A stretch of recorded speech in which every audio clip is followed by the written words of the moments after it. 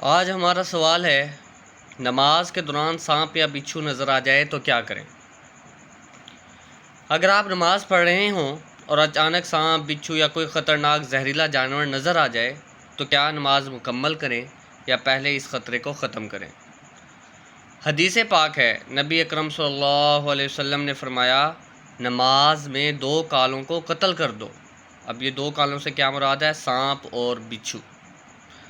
یہ سنن نبی داؤد اور جامع ترمذی کی روایت ہے، نماز میں 2 کالوں کو قتل کر دو، سانپ اور بچھو۔ اس حدیث سے معلوم ہوتا ہے کہ نماز جیسی عظیم عبادت میں بھی اگر جان کا خطرہ ہو تو اس خطرے کو دور کرنا جائز ہے۔ اب اس بارے میں علماء کیا فرماتے ہیں؟ علماء کرام فرماتے ہیں کہ اسلام انسانی جان کی حفاظت کو بہت اہمیت دیتا ہے۔ اگر نماز کے دوران سانپ نظر آ جائے یا کوئی ایسی چیز جو نقصان پہنچا سکتی ہو تو اس سے مارنا جائز ہے۔ اگر تھوڑی سی حرکت سے خطرہ ختم ہو جائے تو نماز جاری رکھی جا سکتی ہے، لیکن اگر زیادہ حرکت کرنی پڑے یا جان کو حقیقی خطرہ ہو تو نماز توڑ کر پہلے اپنی اور دوسروں کی حفاظت کرنا جائز ہے۔ اب یہ حکم صرف سانپ اور بچھو تک محدود نہیں ہے۔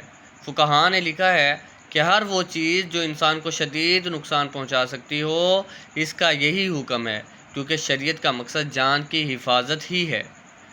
لہٰذا اگر نماز کے دوران کوئی خطرناک زہریلا جانور نظر آ جائے تو شریعت ہمیں یہ تعلیم دیتی ہے کہ پہلے خطرہ دور کریں، کیونکہ اسلام عبادت کے ساتھ ساتھ جان کی حفاظت کا بھی حکم دیتا ہے۔ واللہ اعلم۔